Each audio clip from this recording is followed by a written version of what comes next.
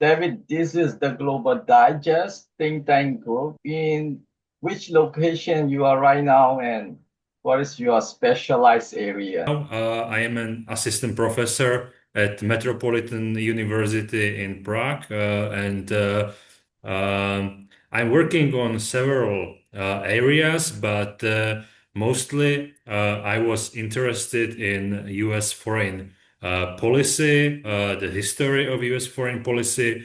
My thesis was focused on the Kissinger, Nixon, and Mhm. their diplomacy towards China and Soviet Union. But right now I teach also about the European Union, about the relations of the European Union towards the critical areas in the world, the critical regions, as well Right. as the global issues. So most of these things are my area of expertise, let's say. But what I'm most focused on is the American foreign policy, actually.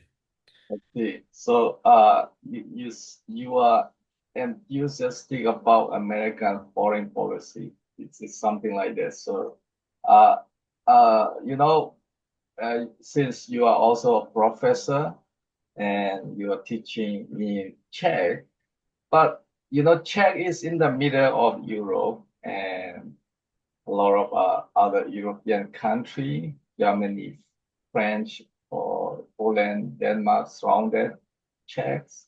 So I don't know about Czech's history. Probably you have very strong co connection with Germany or Europe or anything about Czech politics. I don't know at all about your Czech, Mhm. but you said you are interested in American foreign policy and transatlantic. So how's the relation between American and Czech uh, relationship and or American and European relationship? So when I studied my master, I studied mostly the Central European studies. Like I was more focused on, as you said, our region, the Germany, Poland, Czech Republic, and so on. Right. But as I started to work on my dissertation, on my thesis, I started to be more focused on US because I also wanted to study in the US, and in the end, I ended up at the university in Missouri in USA for one term. So I was able to develop this interest of mine in the US foreign policy right there at the US university, and it helped me a lot to understand the USA, their relationship with the Central Europe as well. I'm not sure, did your Czech country is considered Central Europe or Western Europe, or I don't know how did you Okay. categorize? And I mean, you have any strong reason of relationship with United States? Yes, so it depends on who you ask to. Someone would say that we are Central European country. Someone would say that we are Eastern Central European country. Um, it, it's influenced a lot by the Cold War because we were the See. part of the Eastern Europe, like this Eastern Bloc that was very much connected to the Soviet Union. But historically, we are more connected to the Western Europe, I would say.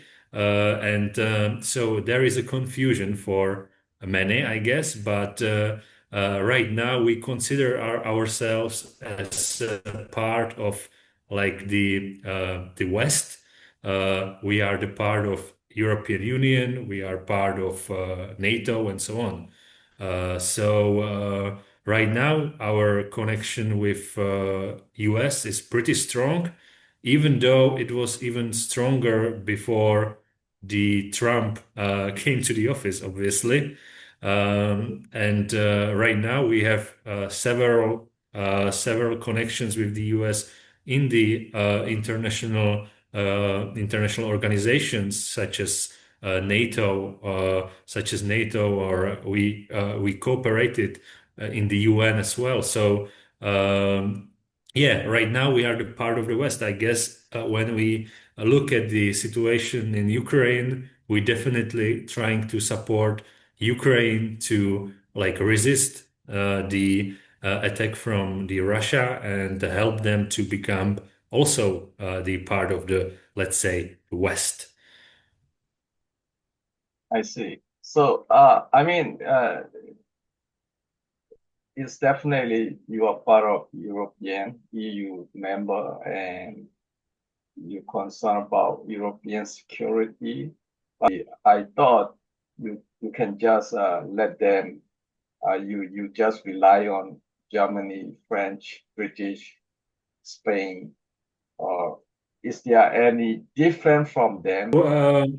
We rely on the US as well as the other countries in European Union when it comes to the security area, because we as a Europeans in Right. general didn't develop enough security or army and so on, let's say resources for ourselves in last 30 years. So right now we rely on the American support. And since the Trump came into the office, we became threatened by the possibility of the American exit from the NATO, exit from the Europe with their own soldiers and so on, and security guarantees that they provided since the end of the Cold War. So we were very connected in this sense, but Czech Republic also has its own history of relationship with the US. It's somehow different from the Germans and so on. We have some, let's say, huge historical uh, moments in our bilateral history. You maybe remember the Czech president Václav Havel, who was back in the 90s. He was a guest in the US Congress. He had a very famous speech there in the US Congress where he wanted to emphasize how important are the relationships between Czech Republic and US for both for US and for the Czech Republic for the future. And he emphasized that we don't belong to the eastern part of Europe, let's say under the Soviet Union, Russia, and so on. And we want to cooperate more with the US. So since then, our cooperation was pretty strong. But as you know, the situation changed a bit during the last few months. Mostly the situation that is connected to the Trump's presidency, how Trump talk about the European Union, how he talks about the security guarantees. So the most of the Czech politicians looked at the USA as somehow who would provide the security guarantees against, for example, Russia, and someone USA as someone who would cooperate if the Europe would be attacked by Russia or anyone else. But since the Trump took the office, we as the Czechs, but as well as the Europeans, we already know that we need to focus more on our security on ourselves and not to rely on just the American promises, because those promises could be very soon broken, and we can't rely on pretty much anyone anymore. And this distrust in US administration, it became a huge thing, huge deal in the Czech political discussions as well. See that your point is the after Trump president, Trump given signal to European don't too much rely on America for all this security and any military things. You should stand on your foot. Uh, that's some kind of signal, and Trump openly say you should increase your own defense, something like that. So that it seems, as you said, European are a lot, and they realize situation it changed this year. So European increasing their defense budget and improving security as far as I know, and probably European are preparing more on their own feet, right? And I guess I mean in terms of financially, European is the biggest capacity. European finances the biggest in the world. You if you combine all EU member finance, bigger than America or anybody else. So I mean, it's easily. I think you can develop a military facility and weapon, and also Europe has two nuclear power uh, country, France and UK, and they are also permanent security council. So I mean, yourself has a very strong. You have you have strength, but I think you need just organize and develop more than before. That's I think what is the most European feeling or European uh, feel they are not secure. What is the most point do you see European mindset? What are the major challenges? Yes, you are absolutely right that we are the economic superpower. We were superpower in, let's say, soft power area, but we weren't, as a Europeans, very much focused on our own security, because we were under, let's say, the American security umbrella. We thought that we are safe because we are the part of the NATO, and the Americans are strong enough to protect not just themselves, but also the Europeans as well. But after all these accidents or all these problems happened, not just in the transatlantic relations, but also in relations with Russia, obviously, the European politicians, after almost 10 years or more than 10 years since the Crimea was taken by the Russians, realized that they really need to step up their efforts, and they started some initiatives to become more and more strategically safe just by Europeans' efforts themselves.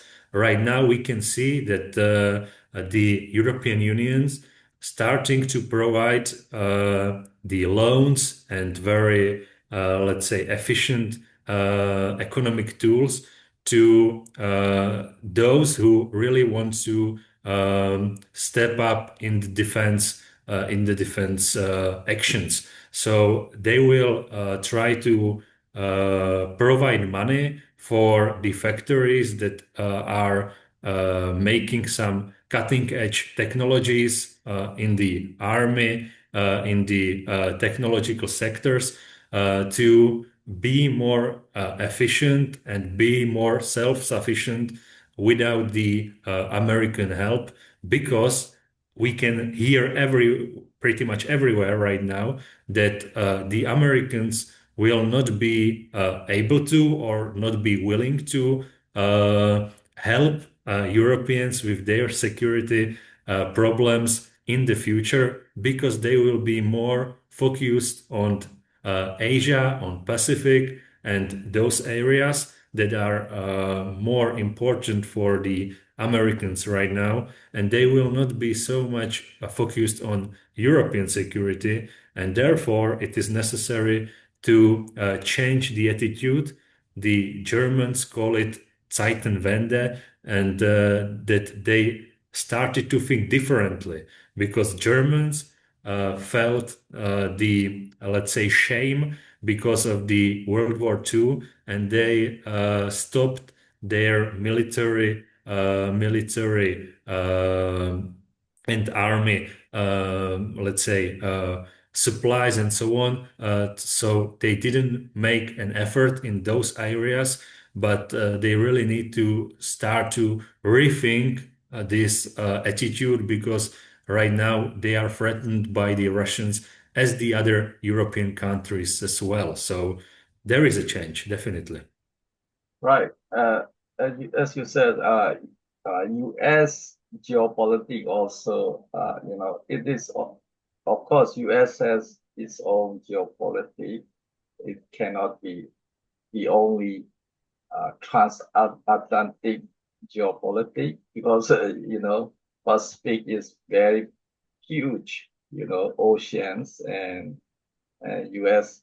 has also more responsible on that its own geopolitics. So if they put all their energy in transatlantic or European, their back will be unsafe, they Mhm. they are pushing all their energy there, but behind their country geopolitics in the Pacific Ocean will be, very risky and unsafe. That will be, of course, it's very risky for U.S.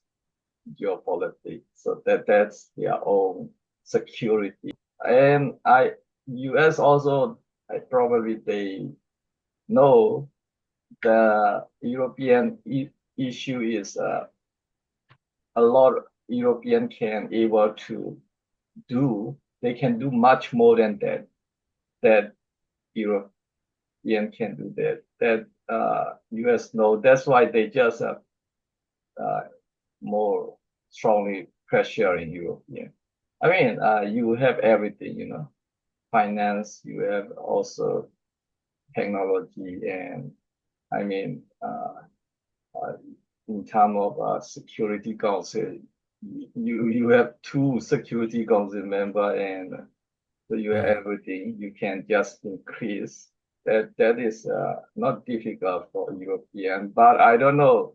Uh, the other thing is European unity, but if they speak one voice when anybody attack European or well divided European, that maybe risky for security. Uh, uh, uh, how do you see the present? I think Europe are united, I guess, but I don't know eastern part of Europe uh, or western like British or how how's the situation. Well, all will be united or they will be together if there is serious uh, war in the European continents. So we weren't united enough in the last few decades, but just now, as we feel pressured from the Russia as well as unfortunately, from the USA, we became more united because it's absolutely necessary for us to be united. Otherwise, we will perish, right? So, pretty much everyone realized that in these times that are pretty dangerous, we can't afford to be separate. We can't have these arguments that we used to have as a Europe, because right now we are in the situation when, let's say, our existence could be threatened, and right now we need to act united, as well as with the UK, with the United Kingdom, because they are not part of the European Union anymore, but in the security sense, they are acting as a pretty much good actor, good partner to the European Union right now, just because they feel threatened by the Russians as well, and they feel that the special relations with the US is not as strong as it used to be, obviously, and US will not be there for them as a partner as it used to be in the past. So these pressures are forming the European Union to be more united, that's for sure. But there are still many different, let's say, opinions on how to approach the security issues, because obviously the Spain, Portugal, and those countries are pretty far away from the conflict in Ukraine. So they see the potential threats very differently from the countries like Poland, Latvia, Lithuania, Finland, and so on, because they see that they are very close to the conflict itself, and they could be threatened by possible Russian attack as well. So they really are focused on stepping up their military and defense efforts.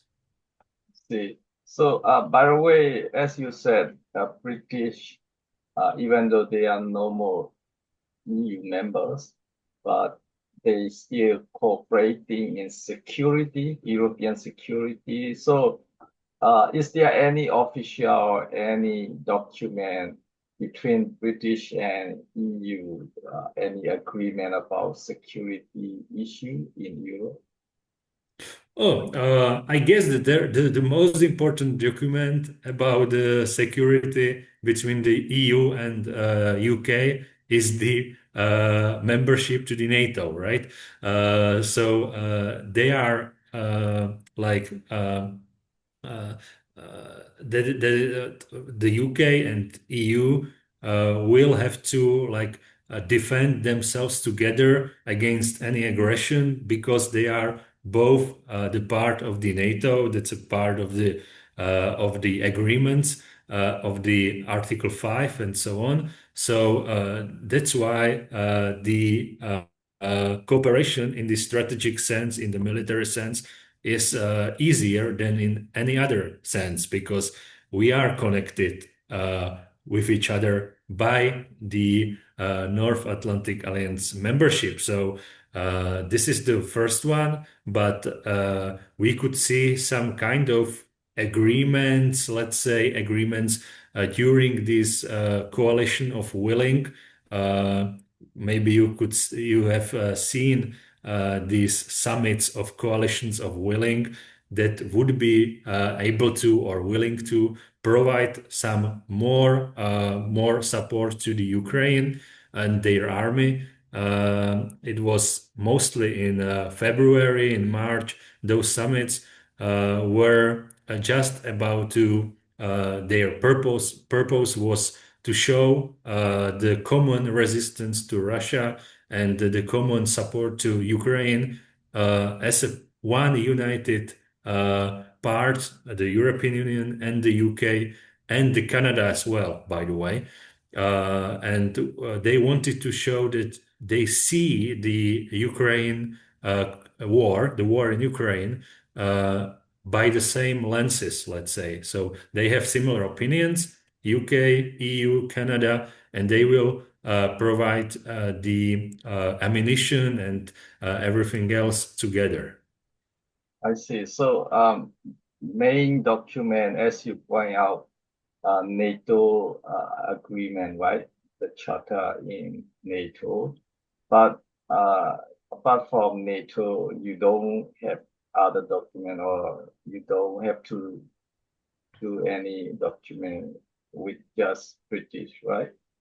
Because So NATO include a lot of Canada, Turkey, US, so that is outside, some are outside Europe. I mean within Europe, maybe as you want to say, it's not necessary anymore because NATO document is sufficient, right?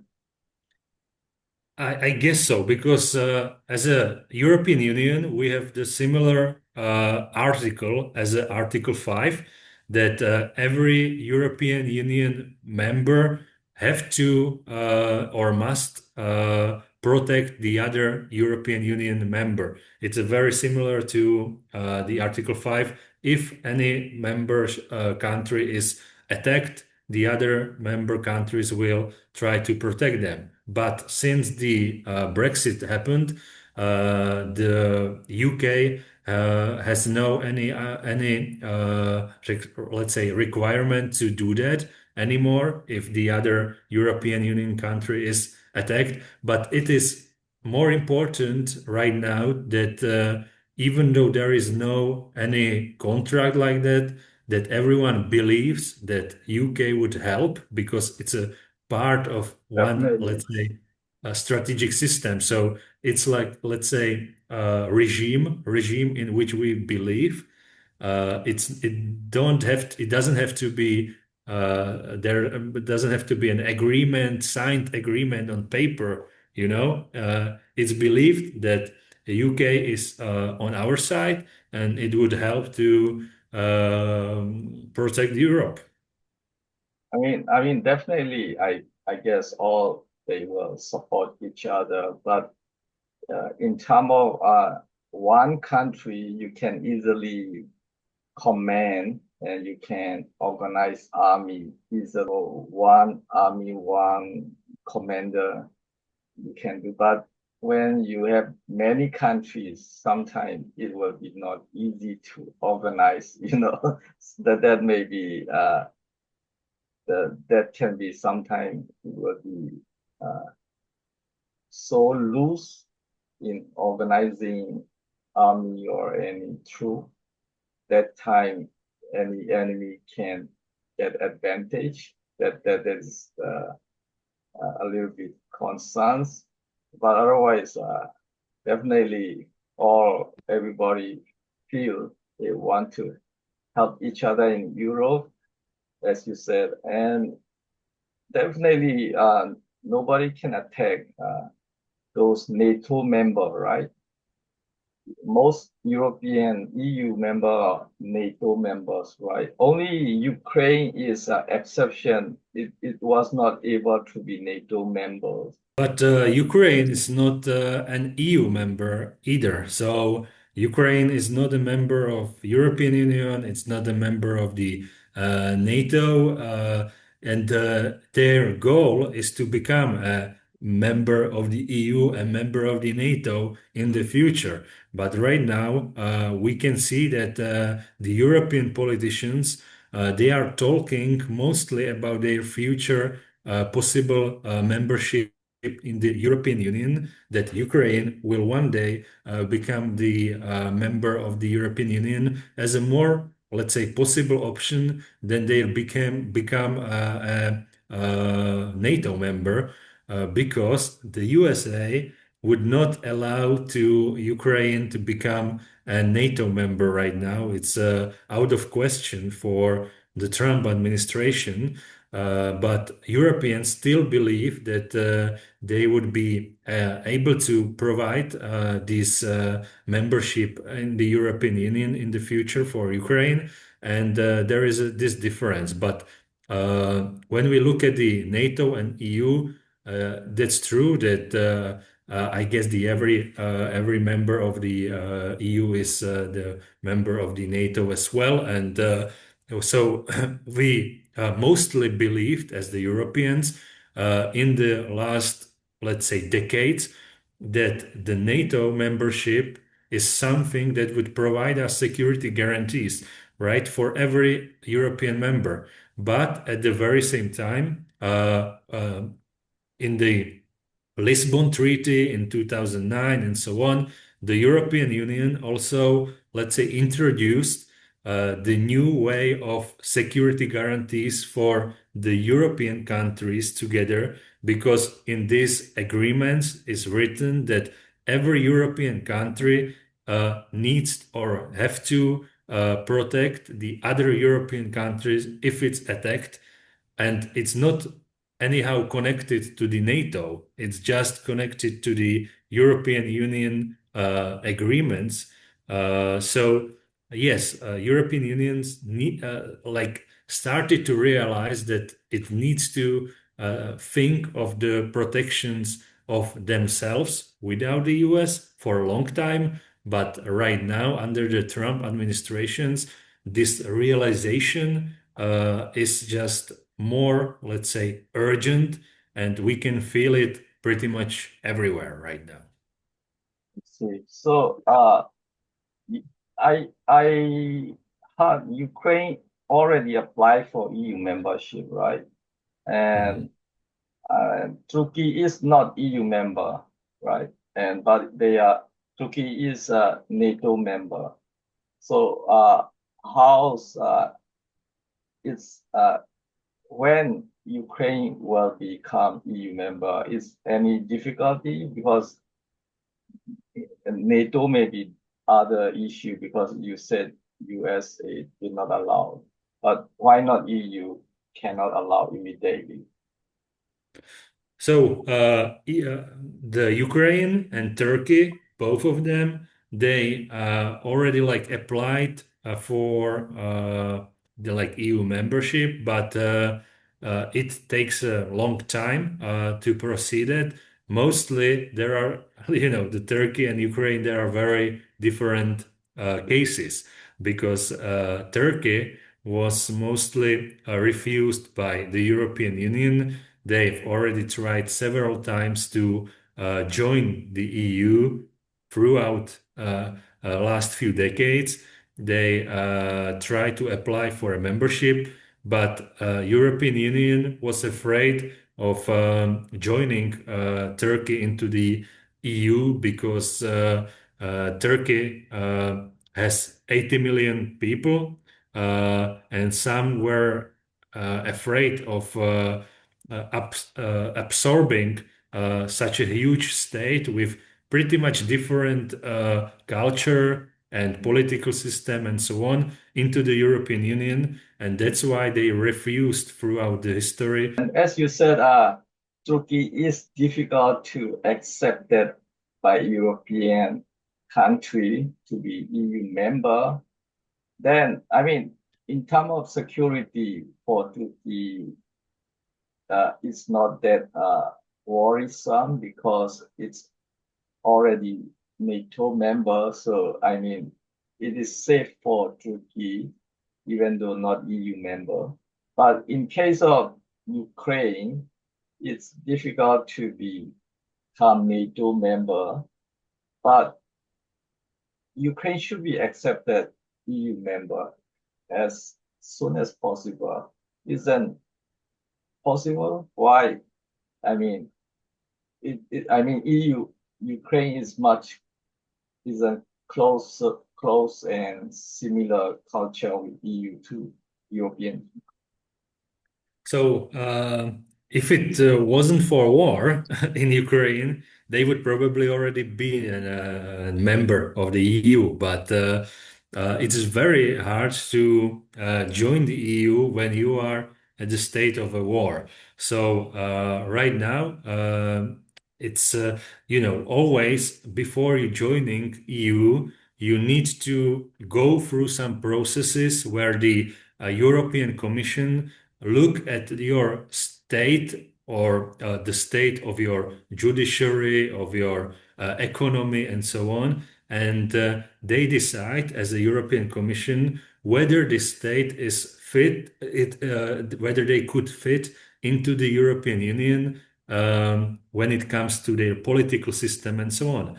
And right now, when there is a war in this country, it has never happened that a country in war would, let's say, join the European Union because there are these Maastricht criteria that would prevent it. So now it's very hard to say when the Ukraine would become the EU member in the future, but there will be a process that will take at least several years before it would be even possible. So right now, it's not a question of, let's say, a few months or so.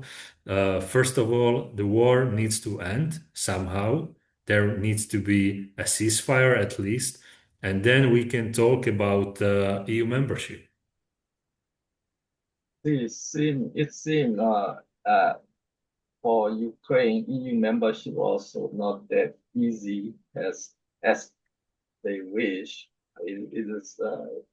I mean, uh, NATO case already they have a very difficulty for membership. So, in my own view, uh, Ukraine should at least able to be membership in EU as easily and exception, but still European are reluctant to accept and many category criteria to be members again. So I think Europe should consider much less restriction on Ukraine to become EU member. Uh, that would be, I mean, good for Ukraine, you know. At least they, even though not security issue, at least economic issue or humanitarian issue will be work together more if Ukraine become a member of EU. By the way, those eastern part of Europe and closer to Russia, like Ukraine, how they consider EU. Some feel no problem with Russia, but some people want to uh, be. Some people want to be part of EU. So, in your finding, how do you see Ukraine or any eastern part of European country, how they are feeling exactly? They want to be part of Russia or they want to be part of EU more? How did you assess? So the problem is that there is no referendum in Ukraine that would be like fair, that would be democratic about the membership in EU or if they want to join Russia or something like this, because this referendum that took place in the eastern part of Ukraine a few years ago, it was like under the watch of the Russian government. So it wasn't fair. It wasn't democratic. The results were very clear. Like the eastern regions of Ukraine, according to this referendum, wants to join Russia, but obviously these results weren't like clear. They weren't democratically clear, right? Because there was a pressure from the Russian army to end this referendum in these results, let's say. So these results were just like the wish of the Russian government. And according to these wishes, this referendum resulted in the clear result that I don't know, about 80-90% of the Ukrainians wants to join Russia. But it's not something that we should even consider. There should be a clear democratic referendum in Ukraine whether you want to join EU. But it's not going to happen because there is a Russian army that would not allow this. they would not allow Ukrainians to vote on EU membership freely. So we don't know how this referendum would end up, but Russians will do anything in their power to stop the Ukrainians from joining the EU. But in general, there are other, let's say, Eastern European countries that want to join the EU right now, such as Northern Macedonia or in the Balkan, Albania, that really are on the path to joining EU, and they really probably will not be stopped by the Russians, hopefully. And their populations are saying pretty much clear yes to the EU membership in the next few years. I see. I mean, in terms of Ukraine, as you said, you consider it was not democratically, and not the whole country was done referendum for joining EU or joining Russia, but only portion of Eastern Ukraine was done referendum by Russian probably. But in term, I mean, I don't know the whole Ukrainian population opinion, but at least it may be true what Russians said, Eastern Ukraine, those Donbass or those 3-4 region, Russian-speaking region, and also they are themselves are also ethnic Russian origin, right? They live in Ukraine because in terms of ethnicity, same with Russia, and they speak Russian. So it makes sense. Probably they prefer more to join or to live together with Russian with the same speaking and same ethnicity.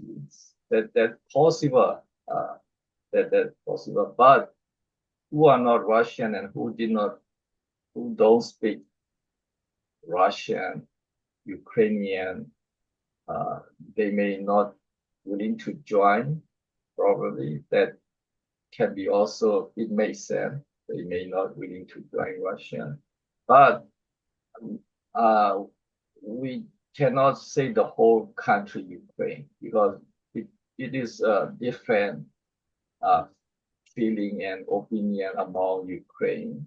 So now the thing is Ukraine has to consider about those who Russian speaker and who are ethnicity of Russia inside Ukraine country, whether let them join Russia or let not join Russia. If that may be challenges for those even though minority group, but they have their own choice as well. You know, you forget about the whole country, Russia, because this is also required to consideration for those minority in eastern part of Europe. That is critical point. I guess Ukraine have to be considered, and then even some cases, you know, if Russia is very strong security, no European country can protect even the whole Ukraine. It is possible most of Ukraine might be better to listen Russian for their own sake of their own security. It can be also, you know, possible because many small countries who are next to the big country, they always admit that to the big country because they have no choice for their own safety and security. So that Ukraine situation is in that condition. But how, as European, how you want to suggest that Ukraine situation You want to say don't join Russia at all? Anybody, including ethnic minority? So the answer is pretty clear. Like we see on a daily basis that the Ukrainians, the majority of Ukrainians, fight very hard to not become a part of Russia. Obviously, there is this eastern part of the Ukraine where there is a, let's say, the bigger minority of people who wants to, let's say, somehow participate with Russia because their origins are, like you said it, they are talking, they are speaking Russians and so on. But President Zelensky, the Ukrainian president, speaks Russian as well. So, and it doesn't change his view on whether the Ukraine should be the part of Russia or not. But the western part of the Ukraine is obviously very different from the eastern part. The western part is very much more, let's say, connected to the west or to the let's say the western borders, to Poland and so on, to other members of the EU, to other members of the NATO. In the eastern part of Ukraine, there are regions that were very much connected economically, culturally, and so on to Russia, obviously. But they didn't have a chance to choose whether they want to be a part of the Russia or Western Europe or let's say EU because they were attacked by the Russians. And no any other, let's say, free and democratic referendum took place at all those places, right? So we just know that right now those four regions that are under the attack of the Russian army will probably not be the part of the Ukraine in the foreseeable future. So in the next, let's say, few years, it's very possible that the Russians will take control of these regions, of these four regions plus Crimea, and the Ukrainian army will not be able to take those regions back. And it's not great news, but it's a reality. It's a reality of the current situation in Ukraine. But the other regions are defending themselves very bravely, and they are showing that they don't want to be part of the Russia, I guess. Right. Yeah. I mean, instead of the whole country, if Ukraine, the whole country, fallen, instead of that, uh, Ukraine have to consider uh, better option, better option, and better future. Even the whole country population, as as I told you, there are many countries, even though they have very different culture or speak very differently. But when it comes to superpower, they have no choice in geopolitics. Some are admitted to the superpower threat or pressure. There are many cases. So in Ukraine is one of them. So I'm worried the whole country will be fall down. That is my worry. That's why Ukraine, even the people can change their mind. Nowadays they may not like Russia, but after 50 year, 100 year, they can change and they may willing to be part of Russia. Is, as you know, social science is changeable, sociology is changeable. They used to be part of Russia before as well. So that I mean in terms of geopolitics and security reason. So some, I mean, Ukrainian are developing the theory concept. Ukraine should not be divided, or Ukraine should not be never given. some territory away, it will be not always, uh, realist politics may not possible for Ukraine in these circumstances, if they live in next to big superpower. That is a Ukraine case. So they should develop a new theory or concept. They should not always uh, hold on.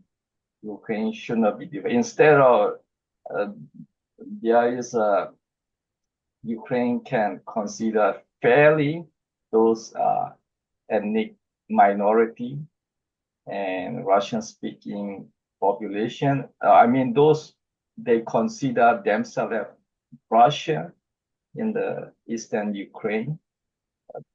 They have to be given very priority and very seriously. I mean, they are key uh, in this conflict. If they don't like to join Russia, that Ukraine can say the whole country don't want to be part of Russia.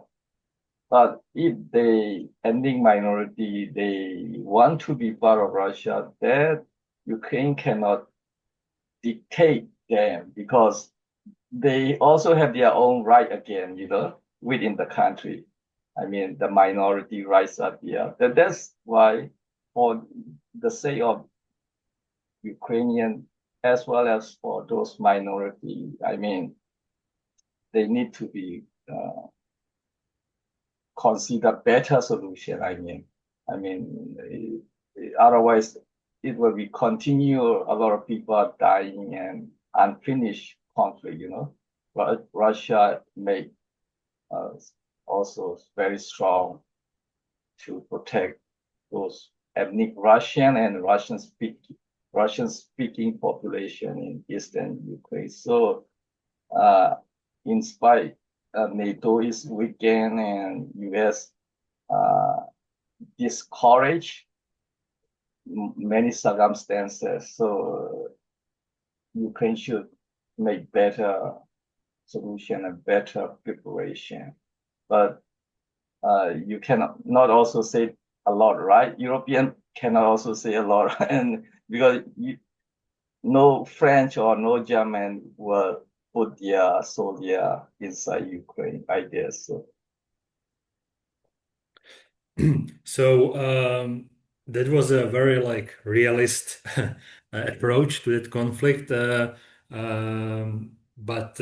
at the very same time, I wouldn't overestimate the Russian as a superpower because there is a huge difference between superpowers like China, US, and so on, and Russia, because Russia, where there are just these discussions whether Russian will now, let's say, answer to the attacks on their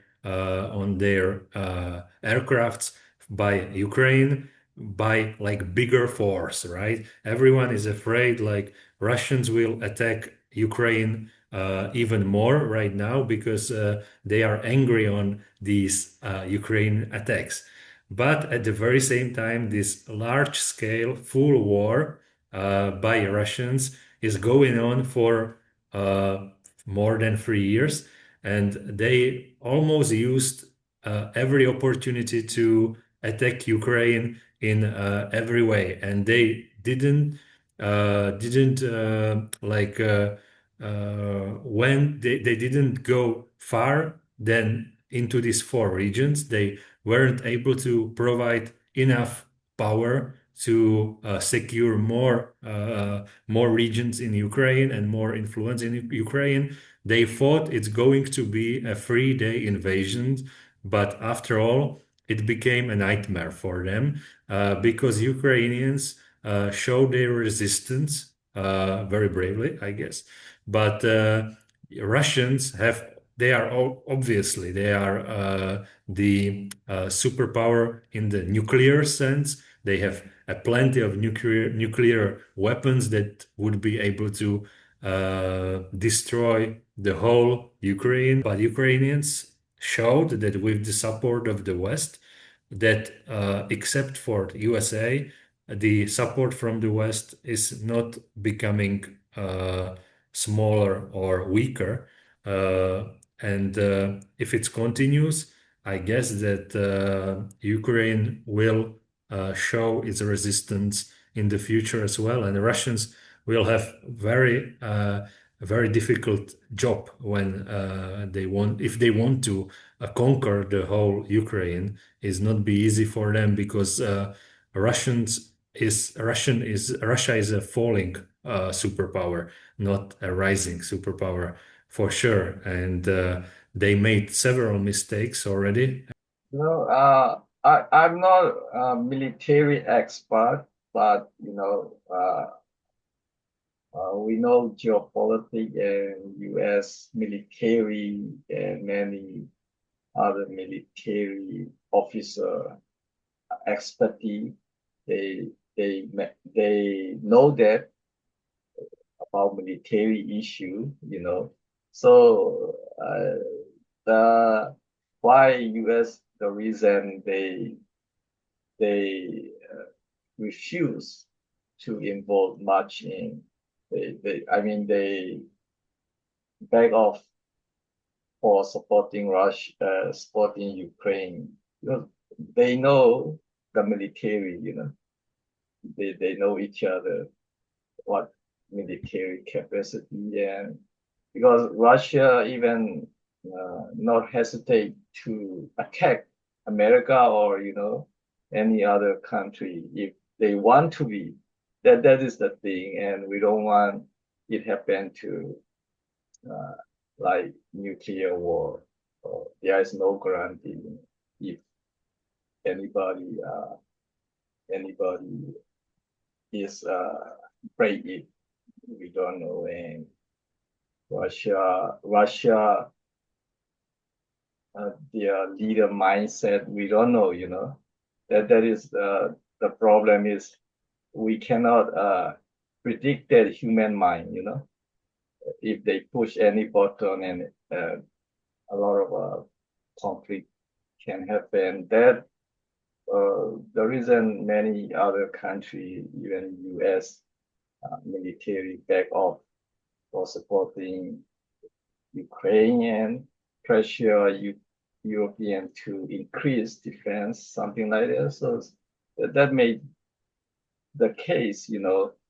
So I mean, I'm not overestimating Russia too, but we don't want to happen is those very uh, un, unacceptable situation such as nuclear war or something, because U.S. also still worry Russia might attack them. So that's the thing. Then why Ukraine case? It is not difficult for Russia if they attack any nuclear.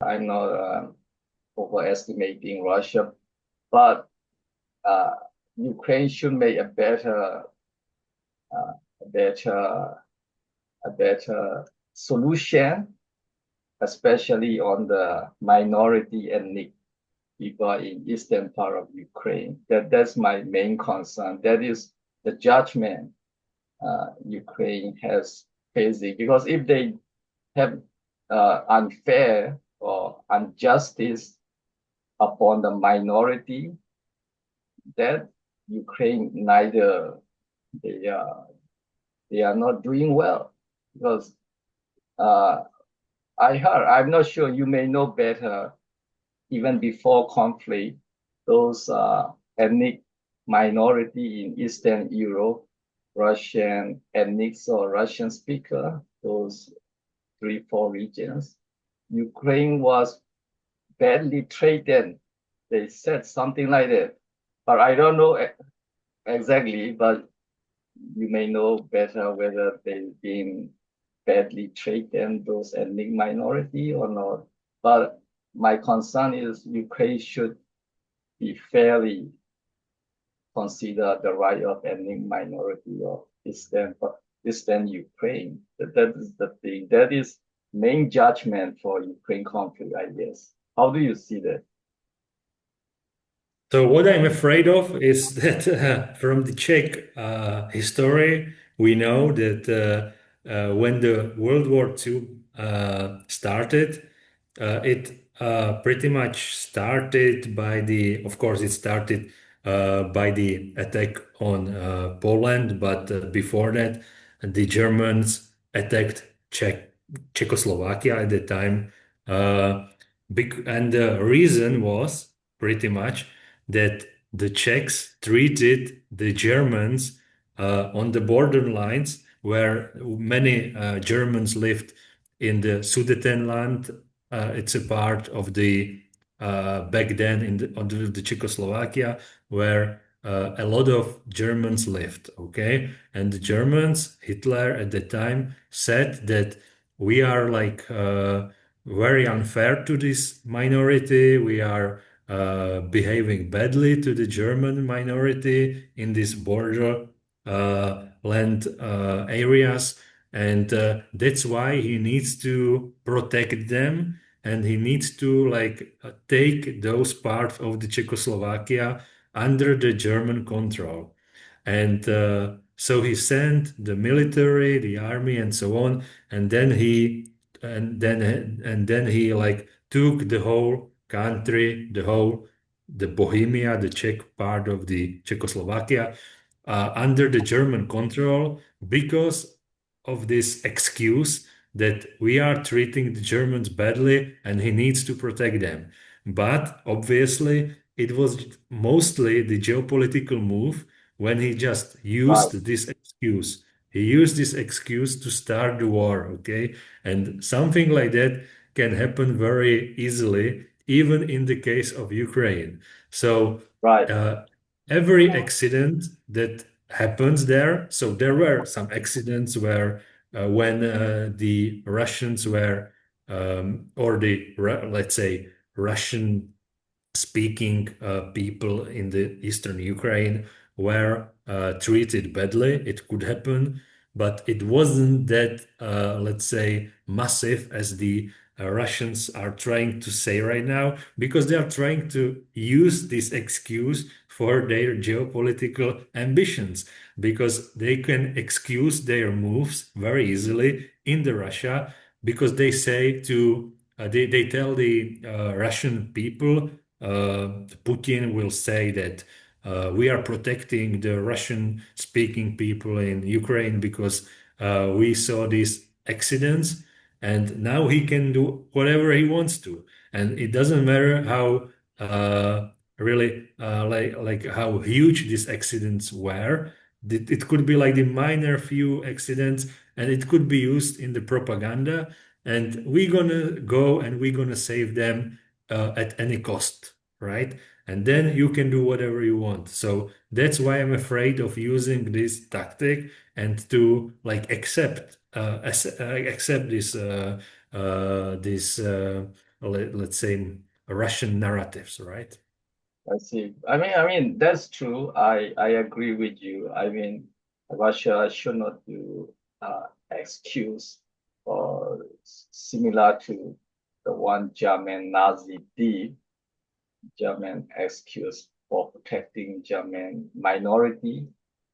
Uh, I mean that will not be, I mean, acceptable, as you said.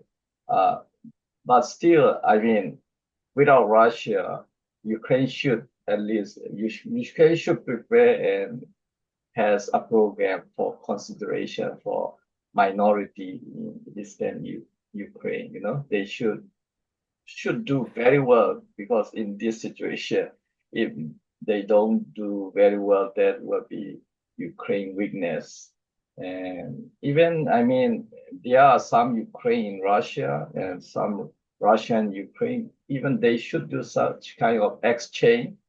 If both country agree, then that will be also easy to solving and specific or detailed solution for ethnic minority and not oppressing or not badly treatment, human rights violation on ethnic minority.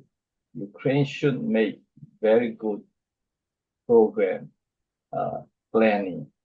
But I don't know, Ukraine is try to do or they are not doing, or otherwise Russian narrative will be, uh, it seems, remaining, it seems true.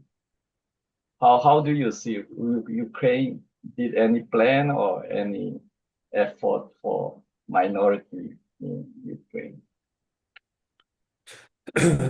So right now, those regions that Russians like wanted to protect from the Ukrainians because there are these Russian-speaking minorities and so on, they are already under the Russian control. Like most of them, like these four regions that they now. The Russians saying that it's already part of Russia, but it's also a propaganda, but doesn't matter. But right now, there is a Russian army in these regions, right? Right.